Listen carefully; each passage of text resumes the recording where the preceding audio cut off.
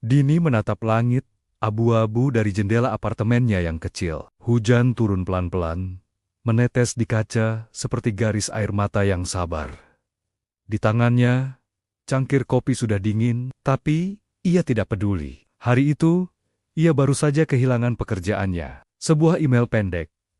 Tanpa basa-basi. Kami menghargai kontribusimu. Tapi perusahaan harus melakukan efisiensi. Selesai. 3 tahun bekerja, diakhiri oleh 10 baris kalimat yang datar.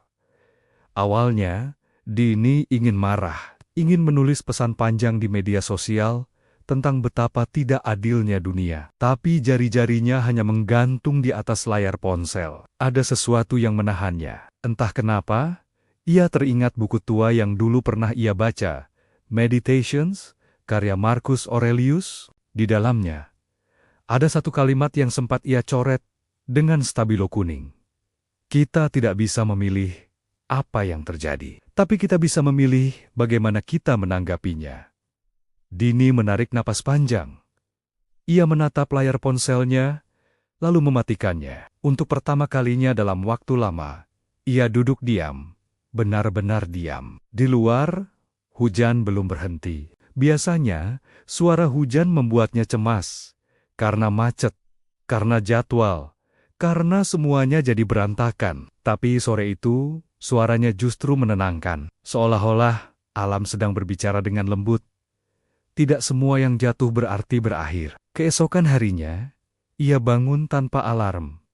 Tidak ada jadwal rapat, tidak ada pesan tolong revisi segera. Hanya dirinya, dan waktu yang terbuka luas. Ia berjalan keluar, menembus sisa hujan pagi. Udara dingin menusuk kulitnya, tapi entah kenapa terasa nyata. Sudah lama ia tidak berjalan tanpa tujuan. Setiap langkah biasanya berarti target. Tapi hari itu, setiap langkah berarti kelegaan. Ia berhenti di taman kecil dekat rumah. Seorang pria tua duduk di bangku, memberi makan burung. Dini tersenyum. Dan pria itu menoleh. Burung-burung ini tidak pernah mengeluh kalau hujan datang. Katanya tiba-tiba, seolah membaca pikirannya. Mereka hanya menunggu. Lalu terbang lagi. Dini terdiam. Lalu ia duduk di bangku sebelahnya. Kadang aku iri pada mereka, katanya pelan. Seolah tidak peduli dengan apapun. Pria itu tertawa kecil. Mereka peduli, tapi tidak melawan apa yang tidak bisa mereka ubah. Itu bedanya antara kebebasan dan perlawanan yang sia-sia. Sore itu, Dini pulang dengan hati yang lebih ringan. Ia membuka laptopnya, tapi bukan untuk mencari lowongan pekerjaan. Ia menulis sebuah kalimat pertama yang sederhana. Hari ini aku belajar bahwa kehilangan bukan musuh, tapi guru yang menyamar. Tulisan itu bukan untuk siapa-siapa, tidak untuk disukai, tidak untuk dipuji. Hanya untuk dirinya sendiri. Dan entah kenapa, rasanya seperti bernafas setelah lama tenggelam. Hari-hari berikutnya, ia mulai terbiasa dengan ketenangan yang baru. Ia mulai membaca lagi. Menulis sedikit demi sedikit, membiarkan segala sesuatu datang dan pergi, tanpa terlalu menggenggam. Kadang, ia masih merasa takut. Itu manusiawi. Tapi kali ini, ia tahu.